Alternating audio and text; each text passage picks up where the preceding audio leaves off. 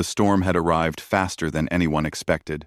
In the wide stretch of Texas ranchland, storms usually announced themselves long before they arrived, rolling thunder in the far distance, winds shifting, the sharp smell of rain drifting across dry earth. But this one came almost without warning. The morning had been warm and bright, the sky spread wide and blue. By afternoon, thick clouds had begun to gather at the edges of the plains, stacking on top of each other like giant gray walls. And by early evening, the wind was already picking up, scattering dust and bending the grass in long waves across the fields. Cole Hargrove noticed the change long before the first raindrop fell. He always did. A man who spent most of his life outdoors learned to read the sky the same way a sailor read the sea. As he closed the barn doors and locked them against the growing wind, he paused for a moment, watching the clouds roll in. They were darker now, moving quickly. The storm would be heavy. He started toward the house, but something out on the road caught his attention. First a flicker of light, then a slow blink in the distance. Headlights. Not moving.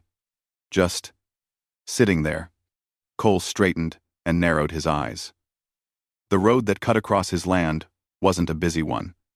It was more of a long country path, used by ranchers, delivery drivers, and tourists who accidentally took a wrong turn. Anyone passing through usually kept moving. A stopped vehicle, especially with a storm coming in this strong, wasn't a good sign. He wiped his hands on his jeans and walked to his truck. The wind was stronger now, pushing against him as he drove out through the ranch gate and onto the gravel road. As he got closer, he saw it was a small silver car, the kind that sat low to the ground and didn't look like it belonged on country roads at all. One of the headlights flickered weakly. The other one was out completely.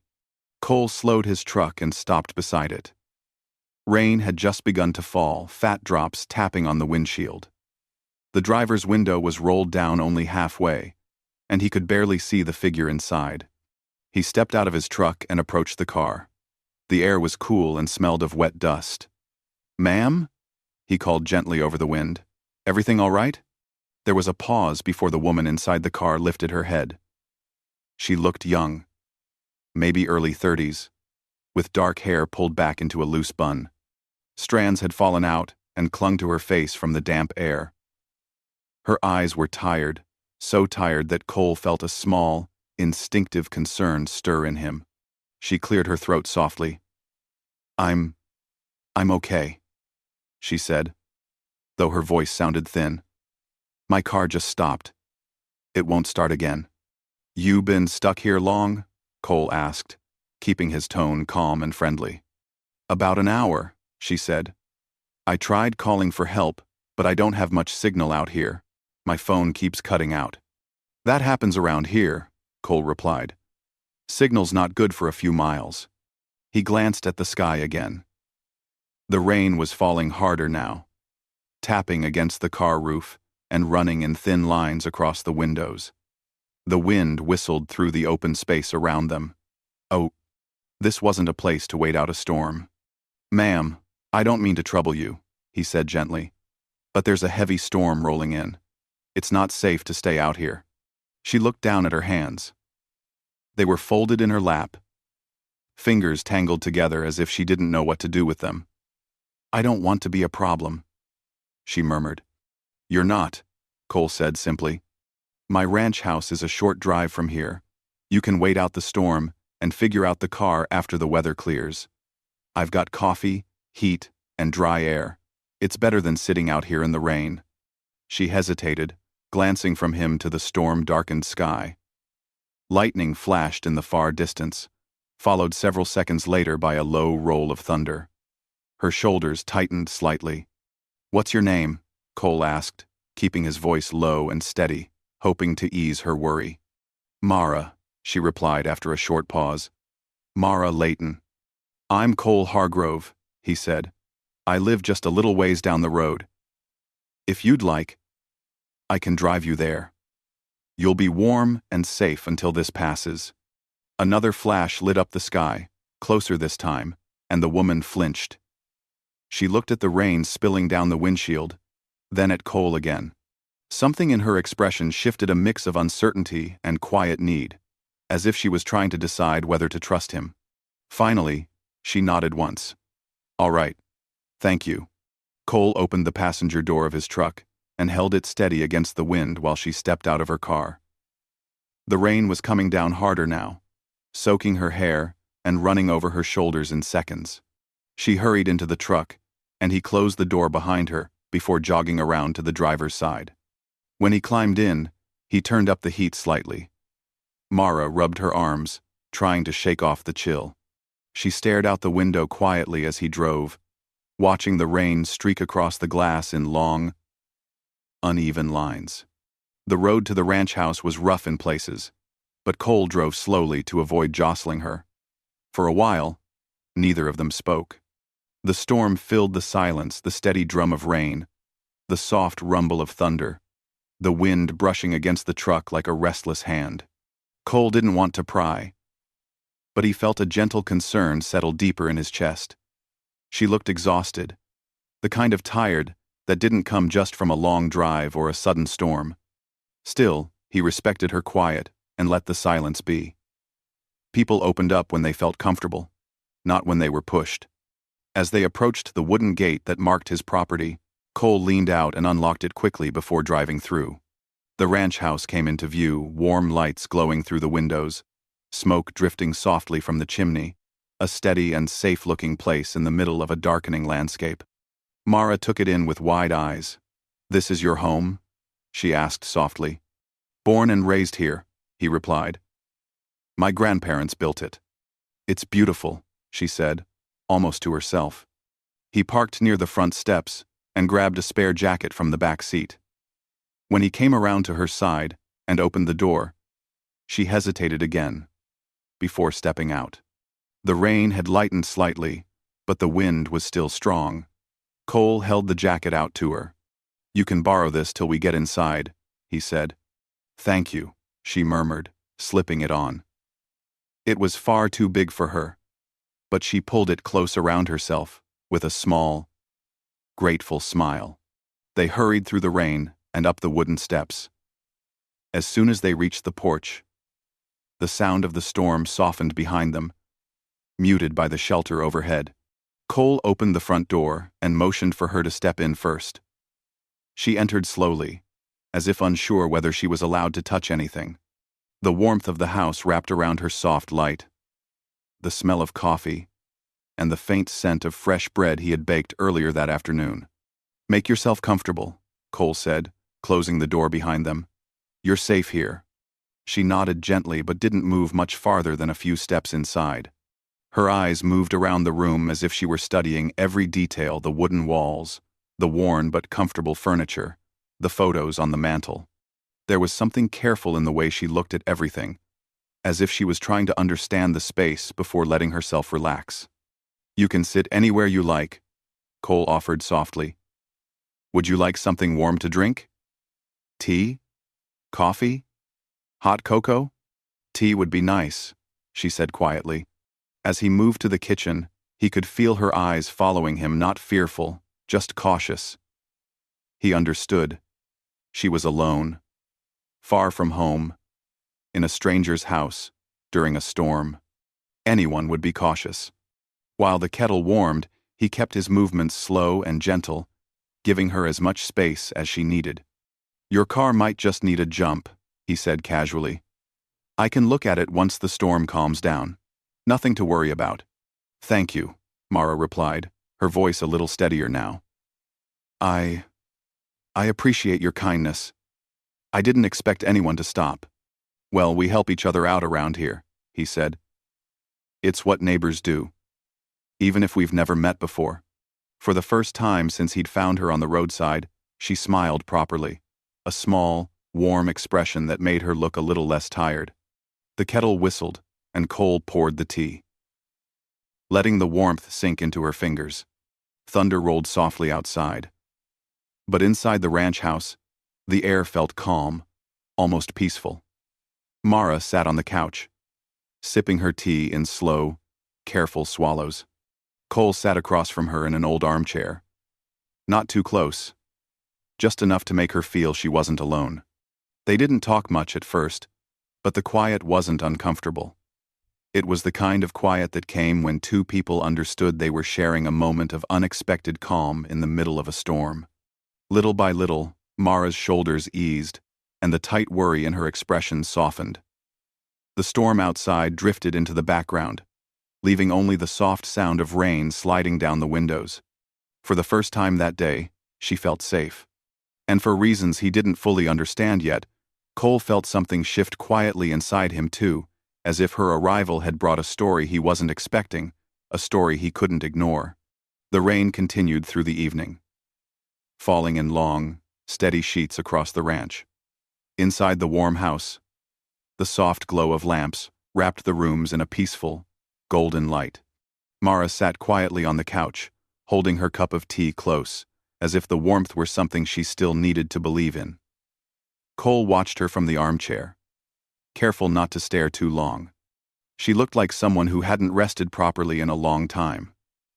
There was a softness in her posture, but also a kind of careful tension, as though she was afraid of taking up too much space. Cole stood and moved toward the kitchen. "Would you like something to eat?" he asked gently. "I made bread earlier today. Still fresh." She blinked, surprised. "Oh, I don't want to trouble you." "It's no trouble," he said with a small smile. Bread doesn't complain. A tiny laugh escaped her before she looked down at her tea again. "All right, thank you." He changed the subject to ease her nerves. "Storm should pass by morning," he said, while slicing a warm piece of bread.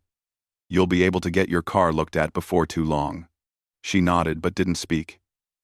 He placed a plate with the bread on the small table beside her. She touched it lightly, almost testing if it was really for her. When she ate, she took small bites, as if she wasn't used to letting herself slow down. Cole returned to his chair. "You?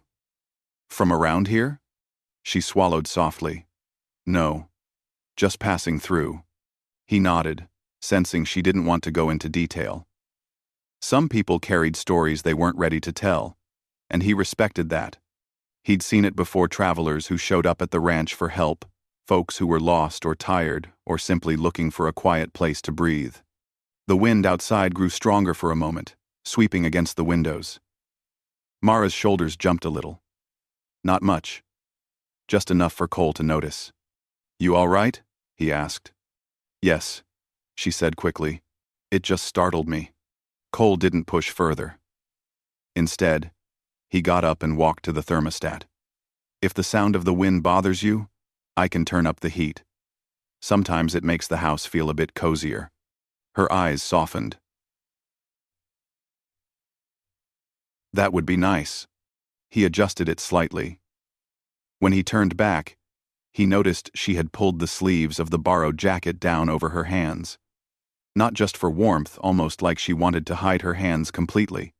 Something about that small gesture stayed with him. But again, "Would you like to see the guest room?" Cole offered after a few minutes. "If you plan on resting here tonight, I can get it set up for you." She looked at him with surprise. "You would let me stay here?" "No sense sending you back out into the storm," he said. "And the roads can be slippery at night. It's safer to stay until morning." For a moment, something fragile settled in her expression. Something close to gratitude, but also uncertainty. "You're very kind," she whispered. Cole gave a modest shrug. Just doing what anyone would do. He led her down the hallway. The house was warm and filled with simple comforts: photographs of family, wooden frames, quilts his grandmother had made, the smell of cedar from the old floors. Mara walked slowly, looking quietly at everything, as though each detail helped her feel a little calmer. When they reached the guest room, Cole pushed open the door. The room was small but cozy, with a soft bed, a lamp, and a dresser. A thick quilt covered the mattress, patterned with blue and cream colors. Mara stepped inside and took in the space with wide eyes. "It's lovely," she said softly. "If you need more blankets or pillows, let me know," Cole said. The bathroom is just down the hall. She nodded, her fingers resting lightly on the edge of the quilt. Thank you. Really? Cole started to leave, giving her privacy. But just as he reached the door, he heard a faint sound behind him. A soft breath that wasn't quite steady. He glanced back. Mara was rubbing her temples gently, her eyes closed. She swayed just a little. You okay? He asked, stepping toward her. She opened her eyes slowly, a tired smile tugging at her mouth. I think I'm just worn out. I didn't sleep much last night. Or the night before. That'll do it, he said. Traveling while tired is rough. She nodded but didn't explain further. When she shifted her weight, the sleeve of the jacket slid back just a bit, revealing a faint bruise on her wrist light, like one might get from bumping into a door or slipping during a long, exhausting day. The mark looked recent but not harmful. Her eyes darted to it quickly, and she tugged the sleeve down as if embarrassed to show it. Just clumsy, she said quietly before he could ask. Cole didn't question it. People got bruises all the time, especially when they were stressed or rushing around. But the way she covered it told him she didn't want attention on it. He respected that, and simply nodded. Let me get you a glass of water, he said, stepping out of the room for a moment.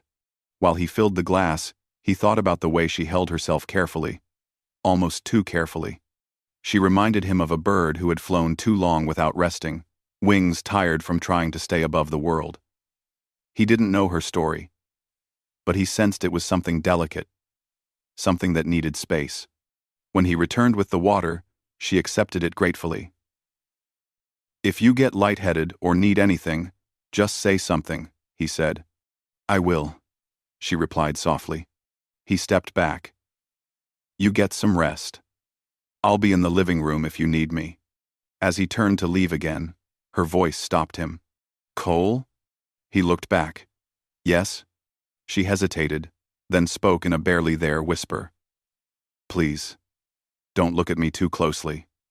Not tonight. I'm not at my best. Cole paused, surprised by the quiet honesty in her words. She wasn't asking for distance out of fear, more out of unfamiliarity. Maybe even worry about burdening someone she barely knew. She didn't want to be seen in a tired, worn-out state. He nodded gently. She looked relieved, as if she had feared he might question her. Instead, he simply gave her a soft smile. You rest now, he said kindly. Mara nodded and sank onto the edge of the bed. Cole closed the door halfway, leaving a small space so she wouldn't feel shut in. Back in the living room, he settled onto the couch with a book he didn't intend to read. His mind kept drifting back to her tired smile, her quiet voice, the way she held herself as if she hadn't been able to relax in a long time. An hour passed. Rain still tapped steadily against the roof, but the thunder had softened. Cole glanced down the hallway. The house was quiet. He assumed she had finally fallen asleep, but when he stood to turn off a lamp, he heard a sudden thump from the hallway. Not loud, just a sound like someone stumbling lightly. He hurried down the hall and found Mara leaning against the wall, breathing a little fast. Everything all right? He asked gently. I just stood up too quickly, she said with embarrassment. I got dizzy again. You're probably dehydrated, he said. Long day, little rest, not much food. She nodded slowly. I'm sorry. I didn't mean to worry you. No need to apologize, he said in a calm voice. Come on, sit for a second. He guided her back to the bed, not touching her, just keeping close enough to steady her if she needed it. Once she sat down, she closed her eyes and took a deep breath. I think I pushed myself too hard, she admitted softly. I've been driving a lot these past few days. That'll wear anyone out, he said. Your body's just telling you to slow down. She opened her eyes and looked at him with gentle sincerity. You're not looking at me the way I feared. She was. She was. Cole blinked, confused but patient. How did you think I'd look at you? Like I'm weak, she said. Like I'm pointless trouble. Or like I'm someone to be judged. Cole shook his head slowly. Mara, everyone gets tired. Everyone has days where they're not feeling their best. That doesn't make anyone weak. Her shoulders softened, and she exhaled a breath she had been holding for far too long. Then, for the first time since meeting her, she looked at him without fear or hesitation, just simple trust. It was small, but meaningful. Like the first warm sunlight after days of gray skies. Thank you, she whispered. He nodded. Get some rest now. Morning will look better than tonight. She eased herself under the quilt, the soft fabric warming her instantly. Cole turned off the lamp beside her, leaving only the gentle glow of the hallway light spilling into the room. He stepped out quietly, closing the door just enough to give her privacy, but not darkness. Back in the living room, he listened to the steady rain, thinking about how some strangers arrive at the exact moment they need help. And sometimes at the exact moment he didn't know he needed to offer it. Night settled slowly over the ranch, soft and quiet except for the light patter of rain on the windows. The storm had weakened, turning from loud thunder to a calm drizzle, like the sky itself was tired and ready to rest. Cole sat on the couch in the living room, with a warm blanket over his lap. The lamps cast a gentle glow across the space, making everything feel peaceful and safe. He picked up a book and tried to focus on the words, but his eyes kept drifting toward the hallway. He wondered if Mara had finally fallen asleep. She had looked so drained earlier, physically and emotionally, as if her whole body had been carrying weight for too long. He didn't know her story, but he could see clearly that she wasn't someone who usually asked for help. Tonight, though, she had allowed herself to rest, and he hoped the quiet of the ranch was giving her the calm she needed. Minutes passed gently. The rain softened again, tapping like fingertips on the glass. Cole leaned back on the couch and closed his eyes for a moment, letting the peaceful sound settle around him. The house felt different with another person inside, but not in a bad way. It felt fuller, somehow, warmer. Just when he started drifting into a light, quiet rest, a soft sound reached his ears. It wasn't loud, more like a faint gasp or a sharp intake of breath. Cole opened his eyes immediately and listened again. Another soft sound. Like someone struggling to breathe evenly, he stood and walked toward the hallway, not rushing, just moving with steady concern. When he reached the guest room door, it was still slightly open. Warm light spilled out, and when he gently pushed the door wider, he saw Mara sitting on the edge of the bed, her hands pressed lightly against her face. She wasn't crying, at least not loudly, but her shoulders rose and fell in uneven breaths, the kind people took when they were overwhelmed, not harmed. Her eyes were closed, her face pale, and the quilt had slipped from her lap to the floor. Mara? Cole said quietly, careful not to startle her. She lifted her head quickly, brushing her hair back with trembling fingers. I'm sorry, she whispered. I didn't mean to make noise. I'm fine. Cole stepped inside but kept a respectful distance. You're not bothering anyone. I heard you breathing a little fast. Are you feeling unwell? She shook her head at first, but then a long sigh escaped her. I thought I could sleep, she said, her voice small and tired. But the moment I closed my eyes, my mind started running again. About what? He asked gently. She hesitated, looking down at her hands. For a moment he thought she wouldn't answer. But then she spoke in a soft, shaky voice. Everything, she said. Work, expectations, the deadlines I missed, the ones I tried so hard to meet, the things I told myself I could handle. She paused, swallowing. And the long drive I took just to try to breathe. I think I pushed myself too far. Cole nodded slowly, letting her take her time. She took a deeper breath, but it trembled on the way out. I didn't plan to stop here. I just drove and drove until my car started acting up. I told myself I'd rest soon. I kept saying, just a little farther. But I never let myself stop. I guess my body finally made the choice for me. Her voice cracked not with sadness, but with pure exhaustion. The kind that comes from months of holding everything in, until the weight becomes too much. Cole leaned slightly closer, still giving her space. It's all right to be tired, Mara. She shook her head quickly. Not like this, she whispered. I don't want anyone to see me this way. I work so hard to stay collected, calm, capable. And now here I am, in a stranger's house, exhausted from nothing but my own mistakes. That's not true, Cole said in a calm, steady tone. Exhaustion isn't a mistake. It's a sign you've been doing too much for too long. Her eyes glistened, though no tears fell. She looked at him with an expression that was half embarrassment and half relief, as if someone had finally spoken the words she couldn't admit to herself. You don't understand, she said softly. I always feel like I have to prove something. To my boss, to my family, to myself, that I'm strong, that I can handle anything.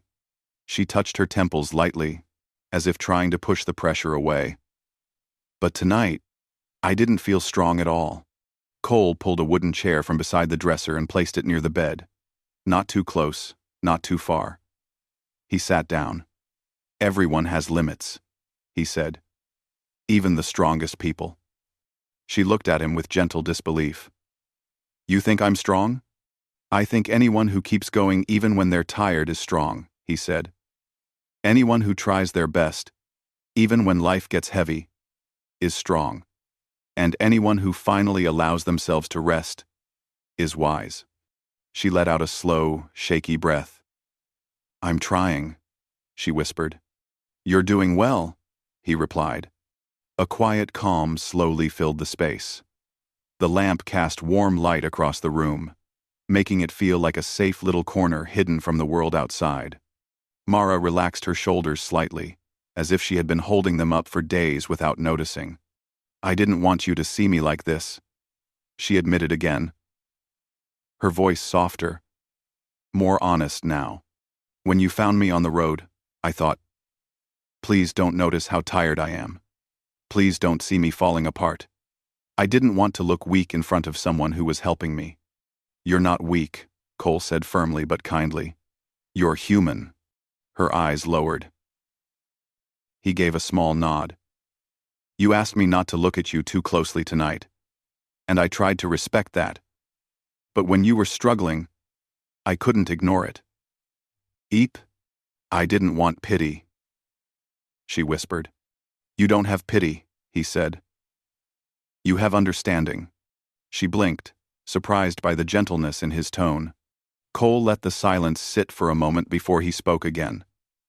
Sometimes, he said, people don't need someone to fix them. They just need someone to sit with them while they catch their breath. Mara's lips parted slightly in a soft, surprised exhale. It was as if those words wrapped around her like a warm blanket, something she hadn't realized she needed until that very moment. Cole continued, You're safe here. You don't need to be perfect. You don't need to impress anyone. You're allowed to rest without apologizing for it. She closed her eyes, her breathing finally beginning to slow into a calmer rhythm. I haven't felt that in a long time.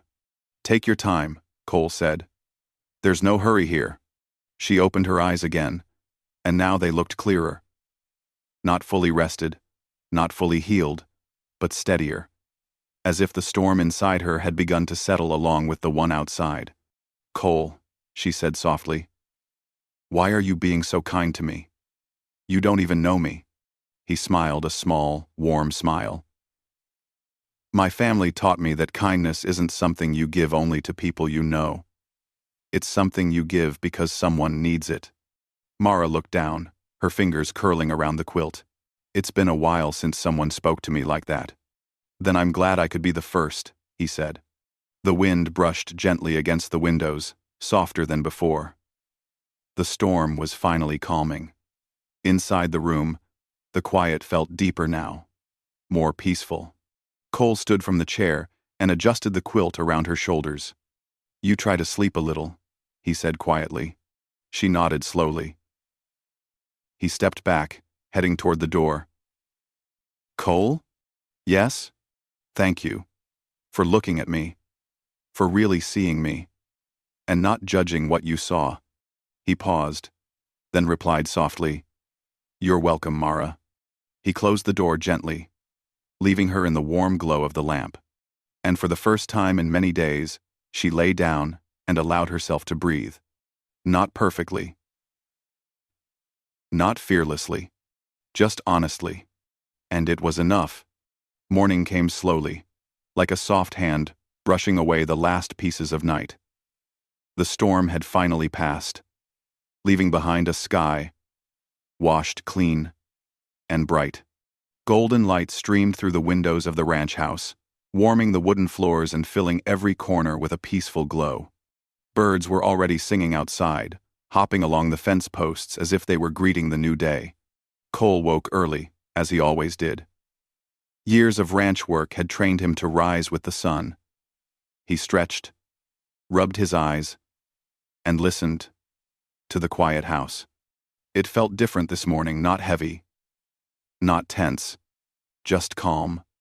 He wondered if Mara was still sleeping, and hoped she had finally gotten the rest she needed.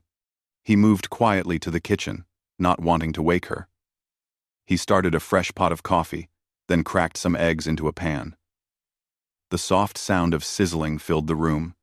He sliced fruit, toasted bread, and set the table neatly. It had been years since he'd prepared breakfast with someone else in mind, and he found himself humming faintly as he worked. When everything was ready, he turned off the stove and wiped his hands on a towel. He glanced down the hallway. The guest room door was still closed. That was a good sign. After days of exhaustion, she deserved a long sleep. Cole walked to the porch and stepped outside for a moment. The air was fresh, cool, and clean. Puddles shone on the dirt path. The sky above was a soft mix of gold and pale blue. Everything about the morning felt like a new beginning. He leaned against the porch railing, breathing deeply. But after a few minutes, he heard the quiet creak of the guest room door opening inside. He turned and went back in, closing the screen door gently behind him. Mara stepped into the hallway slowly, rubbing her eyes, her hair soft around her face. She had finally slept, really slept, because her shoulders sat lower, her eyes looked clearer, and her posture no longer looked tense.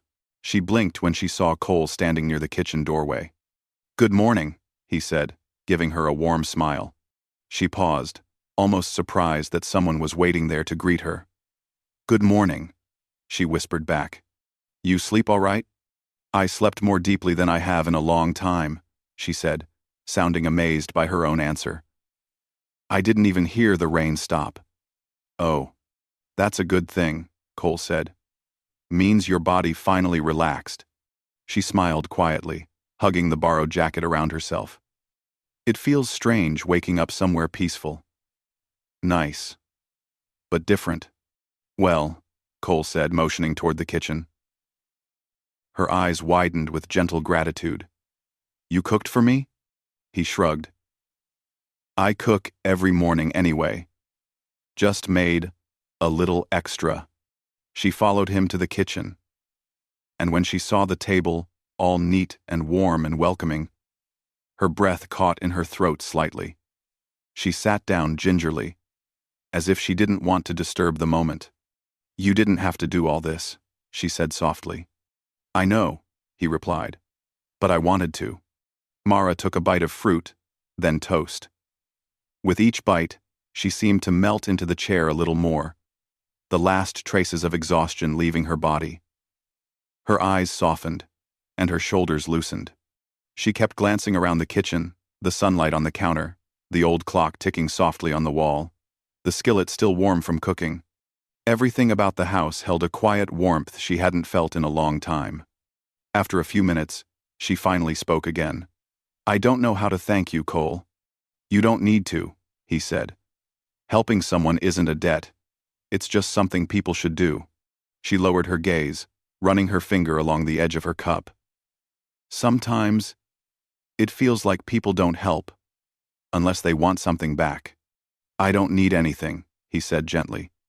Just glad you're feeling better. She looked up, meeting his eyes. I am. Really. When they finished breakfast, Cole grabbed his keys. I'll check on your car now, he said. The ground's still wet, but the sky's clear. Shouldn't take long. Do you want help? Mara asked. Only if you want to, he said. You should rest if you need to. She smiled. I'd like to help. I feel better when I'm not sitting still.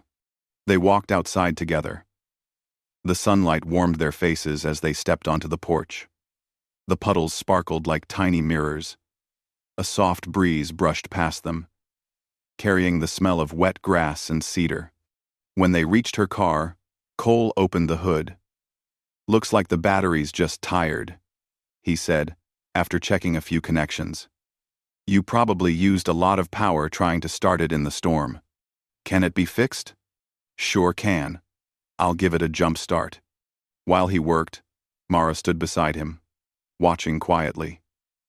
She noticed how steady his hands were, and a fairy, how calm and patient he acted. When the engine finally started, she let out a small breath of relief. Cole closed the hood with a gentle thump. There you go. She smiled. But it wasn't a big smile. It was a soft one. The kind that came from a deep place of thankfulness. You've helped me more than you know. They walked back toward the house slowly, neither of them rushing the moment. Cole, she said hesitantly, can I ask you something? Of course. Why were you so calm with me last night? Most people get uncomfortable when someone is overwhelmed.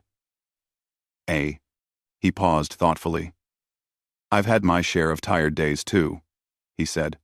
Days when I pushed myself too hard or forgot to stop and breathe. And on those days, the smallest kindness made the biggest difference. So I try to be that for someone else. When I can. She took in his words quietly. I'm glad it was you who found me on the road. He gave a gentle nod. I'm glad you trusted me enough to come inside. They reached the porch again, and Mara stopped, looking out at the wide-open ranch. The sun was rising higher now, turning the fields a bright golden color. Birds hopped along the fence posts. Horses moved slowly near the far pasture, grazing peacefully. It's beautiful here, she said softly. So quiet. So steady. It's been my home forever, Cole said. But sometimes, I forget how peaceful it really is. She stepped to the edge of the porch and took a deep breath, letting the morning air fill her lungs. It felt like the first real breath she had taken in days. What are your plans now? Cole asked gently. He wasn't pushing. He just wanted to make sure she had a next step. Mara thought for a long moment. I think I need to slow down, she said quietly. Go back home, talk to my boss, and be honest about everything. I need to take better care of myself. That sounds like a good plan, Cole said. And maybe, she added, looking at him with a shy smile, I'll take more breaks in life. Not just keep going until I fall apart. Rest is part of strength, Cole replied. She nodded slowly. I'm starting to understand that. They stood side by side on the porch, watching sunlight spread across the land. A peaceful silence settled between them. Not awkward, not unsure, just warm and comfortable. After a few minutes, Mara turned to him again. Cole, before I go, can I say something? Of course. Last night, when I said I didn't want you to look at me. She paused, finding the right words. I was afraid of being seen when I wasn't holding myself together. But you didn't judge me. You didn't make me feel small. You just understood. That meant more to me than you know. He gave her a soft, steady look. I'm glad I was here. I think, she said, her voice gentle and honest. I needed a place like this, even if just for one night. You're welcome here any time, Cole said. She smiled, full, warm, genuine. The kind of smile someone only gives when a weight has been lifted. Thank you, she whispered. She walked toward her car, and Cole followed. When she opened the driver's door, she paused and looked back at the ranch one more time. The porch, the golden fields, the familiar peace of the place, it all felt like a quiet gift she hadn't expected. She turned to Cole again. I'll remember this day for a long time. He nodded. Safe travels, Mara. She got in the car and started the engine. Cole stepped back, giving her room to leave. She rolled down the window and said softly, Take care of yourself. And your beautiful ranch.